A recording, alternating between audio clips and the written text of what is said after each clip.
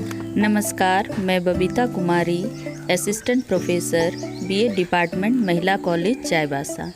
आज का मेरा टॉपिक है गुणवत्तापूर्ण शिक्षा में विद्यालय की भूमिका, role of a school in quality education.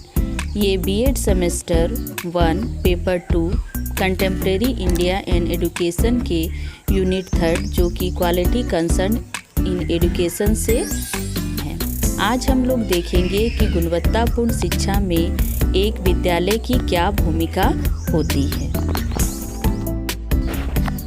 गुणवत्तापूर्ण शिक्षा 21वीं सदी की मांग है। गुणवत्ता शिक्षा के विभिन्न पहलू हैं। गुणवत्ता शिक्षा का मतलब ऐसी विशेषता है जो समय और स्थिति की मांगों को पूरा कर सकती है। जैसे कि यदि कोई व्यक्ति जो नए समाज में समायोजित करने के लिए परेशान हो रहा है और वह वर्तमान समस्याओं को हल करने में विफल रहता है, तो शिक्षा पे सवाल करता है कि उसे क्या और कैसी शिक्षा मिले। आज के बच्चे कल के वयस्क नागरिक बनने के लिए कमर कस रहे हैं। विकास हमारे देश के भविष्य के समानांतर है, जो वर्तमान शिक्षा प्रणाली की गुणवत्ता से परिलक्षित होता है। एक विद्यालय को छात्र को प्रभावशाली दिमाग में जिज्ञासा को प्रोत्साहित करना चाहिए और उन्हें बेहतर मानव विकास में सहायक होना चाहिए। यही उसका परम कर्तव्य है। गुणवत्तापूर्ण शिक्षा में एक विद्यालय की निम्नलिखित भूमिका है। सबसे पहला है हमारा स्कूल में ढांचागत सुविधाएं, इंफ्रास्ट्रक्चर फैसिलिटीज़ इन स्कूल। विद्यालय में कौन कौन सी सुविधाओं का होना जरूरी है। जैसे सबसे पहले है सीखने के लिए कक्षा, दूसरा है गतिविधियों के लिए स्थान, व्यक्तिगत और समूह में जो गतिविधियां होती हैं उसके लिए पर्याप्त स्थान है या नहीं, पेयजल की सुविधा है या नहीं, पेयजल के लिए भंडारण की सुविधा है या नहीं, शौचालय की सुविधा, खेल का मैदान और खेलने की सामग्री की सुविधाएं। नंबर दूसरा जो हमारा है वो है स्कूल प्रबंधन और सामुदायिक सहायता, school management and community support. School का मैनेजमेंट कैसा है और समुदाय से क्या सपोर्ट मिलता है। पहला है बच्चों की उपस्थिति। बच्चों की उपस्थिति कैसी है, शिक्षकों की उपस्थिति, शिक्षक उपस्थित हो रहे हैं या अधिक अनुपस्थित होते हैं। यदि संभव हो तो अकादमिक सहायता, अगर विद्यालय में किसी भी चीज़ की कोई कमी हो रही है तो उसे सहायता प्रदान करना, वित्तीय सहायता प्रदान करना। टीएलएम का विकास समर्थन, टीएलएम का विकास करके बच्चों को पढ़ाया जाता है या नहीं, उसका समर्थन करना चाहिए। शिक्षार्थियों का मूल्यांकन किस प्रकार हो रहा है उसे निरीक्षण करना चाहिए और पुस्तकों की समय पर उपलब्धता छात्रों को हो रही है या नहीं, इसकी भी जानकारी समय समय पर लेनी चाहिए। नेक्स्ट है हमारा तीसरा विद्यालय और कक्षा पर्यावरण, स्कूल एंड क्लासरूम इन्वायरमेंट। बच्चे का जो विकास है कक्षा वातावरण के अनुसार ही होता है, इसलिए विद्यालय का पर्यावरण अच्छा हो जिसमें कि भौतिक और सामाजिक वातावरण दोनों ही सम्मिलित होते हैं। भौतिक वातावरण में हम देखते हैं कि कक्षा में उचित प्रकाश की सुविधा है या नहीं, अगर बिजली है तो बिजली से रिलेटेड सभी सामान है या नहीं, धूप प्रॉपर क्लासरूम में पहुंचता है या नहीं। दूसरा है हमारा सामाजिक वातावरण, बालक और बालक के बीच का संबंध कैसा है, शिक्षक और बालक के बीच का संबंध कैसा है, शिक्षक आपस में किस तरह से रहते हैं, उनका संबंध कैसा है, शिक्षक और प्रशासक के बीच का संबंध कैसा है, स्कूल की गतिविधियों में समुदाय की भागीदारी हो रही है या नहीं, प्री स्कूल सुविधाएं किस प्रकार की है, स्वास्थ्य परीक्षण और उससे रिलेटेड अन्य उत्प्रेरक योजनाएं विद्यालय में होती है या नहीं। नेक्स्ट हमारा चौथा है पाठ्यक्रम, एक शिक्षण सामग्री और शिक्षण, करिकुलम और टीचिंग मटेरियल एंड टीचिंग। कोई भी विद्यालय का जो विकास होता है वो करिकुलम के माध्यम से ही होता है कि वहाँ का पाठ्यक्रम किस प्रकार का है, और पाठ्यक्रम है तो उसका कवरेज सही तरीके से हो रहा है या नहीं, उसका संशोधन अभ्यास होता है या नहीं, योग्यता आधारित सामग्री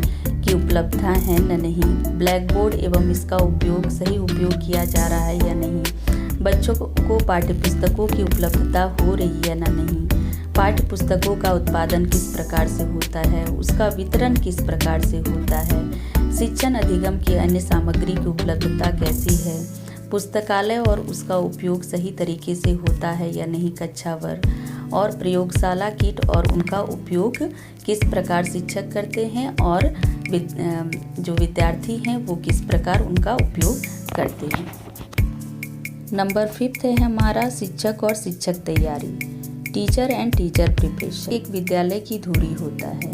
शिक्षा की गुणवत्ता शिक्षकों पर बहुत ही निर्भर करती है, जैसे शिक्षक का प्रोफाइल, उसमें क्वालिफिकेशन क्या है, ट्रेंड है या नहीं है, शिक्षक की स्थिति कक्षावर कैसी है, कक्षा शिक्षक विषय शिक्षक प्रणाली कैसी है, शिक्षकों का पूर्व सेवा का अनुभव है या नहीं, शिक्षा में उसका अनुभव कैसा है। फिर है शिक्षक के दौरान आने वाली कठिनाइयाँ, शिक्षण के दौरान कौन कौन सी कठिनाइयाँ आती है, टीएलएम को विकसित करने और उपयोग करने की दक्षता शिक्षकों के अंदर है या नहीं, शिक्षक का प्रेरणा स्तर कैसा है। मैंने पिछले के वीडियो में जैसे role of teacher in quality education में भी इसको बताया था कि शिक्षण कार्य तभी संभव हो सकता है जब शिक्षक का प्रेरणा स्तर ऊंचा हो, क्योंकि वो भी अपने विद्यार्थियों को तभी मोटिवेट कर पाएगा। नेक्स्ट है हमारा शिक्षक सामुदायिक संबंध किस प्रकार का है, विद्यालय में शिक्षकों के लिए उपलब्ध सहायता है या नहीं, शिक्षक तैयारी में प्रबंधन समिति की भी भूमिका होनी चाहिए और निगरानी कक्ष की भी व्यवस्था होनी चाहिए।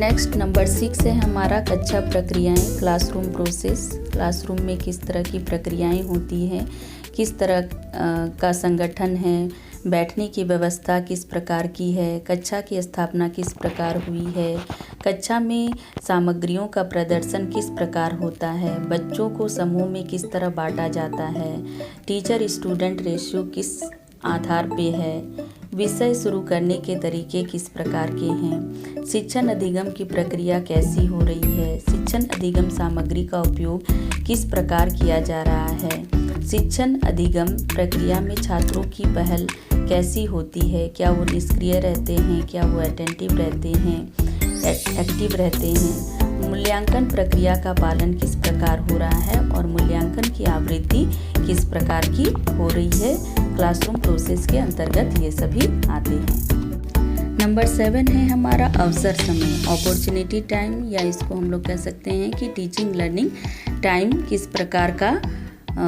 है स्कूल में। जैसे एक वर्ष में स्कूल खुलने के दिनों की संख्या कितनी है, दिनों की वास्तविक संख्या जिसमें शिक्षण अधिगम की प्रक्रिया होती है, शिक्षण घंटे कितने की है, दिनों की संख्या कितने दिन पढ़ाई होती है सप्ताह में, एक विद्यालय में शिक्षकों की संख्या कितनी होनी चाहिए और कितनी है, एक स्कूल में प्रत्येक कक्षा में वर्गों की संख्या कितनी है, वर्ग मीन्स सेक्शन कितने हैं, प्रत्येक शिक्षक को संभालने वाली कक्षाओं की संख्या कितनी है, अधिक प्रेशर तो एक टीचर पे नहीं पड़ रहा है, शिक्षार्थियों की उपस्थिति कैसी हो रही है, शिक्षकों की संख्या एक वर्ष में गैर शिक्षण कार्य में, मतलब वो कितने गैर शिक्षण कार्य में शामिल होते हैं और कितने वो विद्यालय में अपने शिक्षण को कर पाते हैं, ये सभी अवसर समय के अंतर्गत आते हैं। लास्ट है हमारा नंबर 8 शिक्षार्थियों का आकलन, निगरानी और पर्यवेक्षण, learners assessment, monitoring and supervision. पहले जितने भी मैंने पॉइंट्स बताए वो सभी अच्छे से काम कर रहे हैं ना नहीं, ये लास्ट वाले पॉइंट में हम लोग उसका मूल्यांकन करते हैं।